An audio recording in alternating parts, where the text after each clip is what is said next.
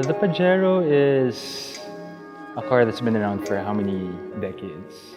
Pajero was the first SUV to be introduced to the Philippine market back in 1985 or 1986. For me, what makes the Pajero special? One word, Dakar.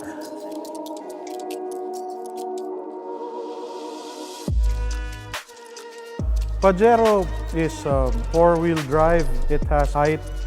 It fits my personality of rugged and outdoor going person.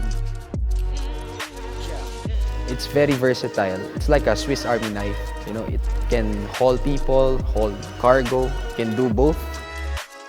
Fuel efficient, the view out is good, the greenhouse is big, the driving position is great. When you're in traffic, you feel like a king, you know, you're sitting above everybody else.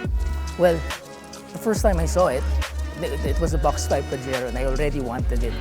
But then back then, you know, only a few people were able to afford one.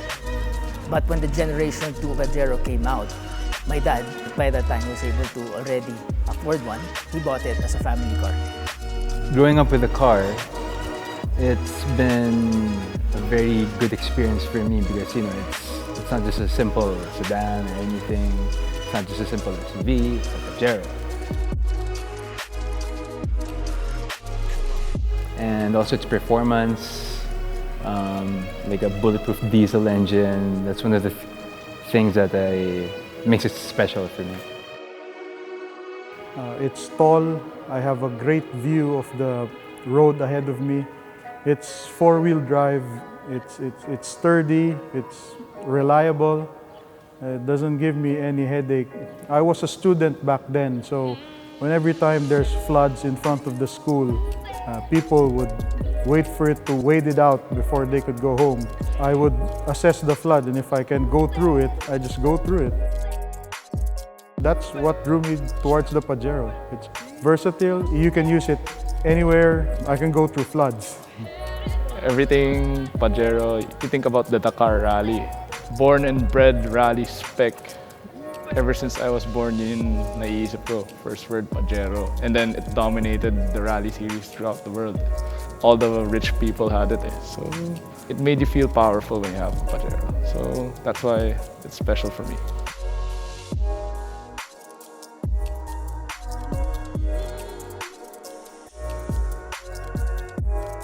What makes it different from the others is Its features are really nice, even for being a 26-year-old unit. I can say it's quite ahead of its time.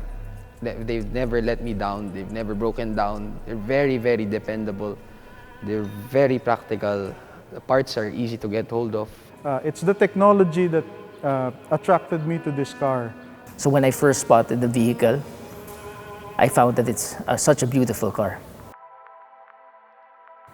You can set up your Pajero in many ways, or in many themes rather. Usually people go for the Euro version. So I took the other route where I chose the Japanese domestic market theme. So what I did was I got a full metal grille, the chrome on the bottom and on the top, which makes it rare. They also have an MMC badge, which complements the grille. My steering wheel is also an MMC badge instead of the diamond one. My head unit is an original 2-din, also a Japanese domestic market spec. So I only have limited stations to listen to, but you know, luckily my favorite one's there. And then I have a pair of Recaro seats. What else? I have a 5-piece set of the original steel 5-spoke rims, which are quite rare nowadays, especially if you get them in 5 pieces.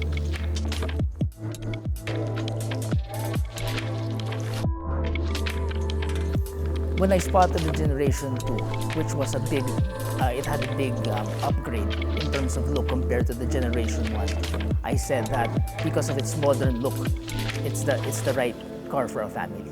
And so I convinced my dad to get the car.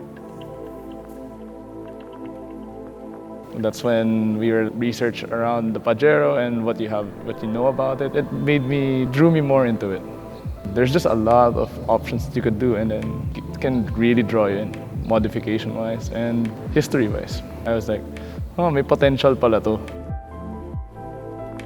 The Pajero that I have right now is the third generation of the Pajero lineup. What I have is not your typical local market. This Pajero is a top of the line. It's a V6 gas. It has a sunroof. It has rear fog lights, airbags on the driver and passenger seat. It has power seats that adjust in ways that keeps me comfortable. Premium sound system, original came with the car. More practical, it has a larger interior volume, especially when the seats are folded down. Rear seat that folds neatly under the floor. It makes the cargo compartment look neat. From where the seat was hidden, you can use that part as a compartment. Or you can actually remove them totally.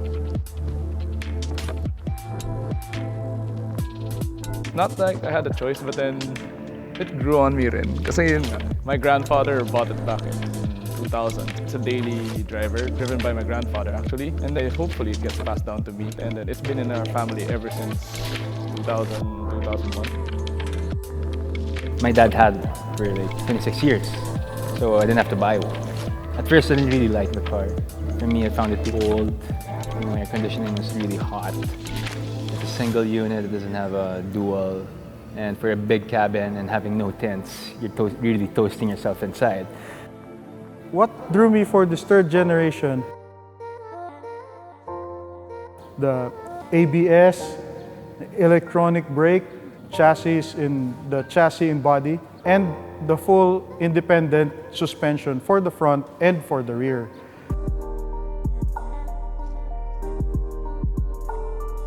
It's quite different from the previous models. This one has the coil spring and the shock absorber into one unit. Basically, it's the technology that drew me to this particular third generation model. So what we have here is 2010 GCC spec, or a Gulf Cooperation Council spec, or Dubai spec. Fourth generation Mitsubishi Pajero GLS 3.2 DID. So it has the 4M41 diesel engine, which is turbocharged and intercooled. And it has the legendary Super Select 4-wheel drive system. You know, I mean, since it's there, I started using it, started to understand what it really was for. You know, the speed that I was looking for, I couldn't get it here, so I started to adjust with that as well. But then, you know, it's a good car, it's a comfortable car, it's a big car, it's a 4x4. It's sort of indestructible, just take note of the timing belt that you have. Because if you break that, you break everything. But then eventually I learned to love the car. So all in all, I'm happy with the car, and it's one for keeps. Aside from that, it's just any old Pajero, and memories na lang siguro.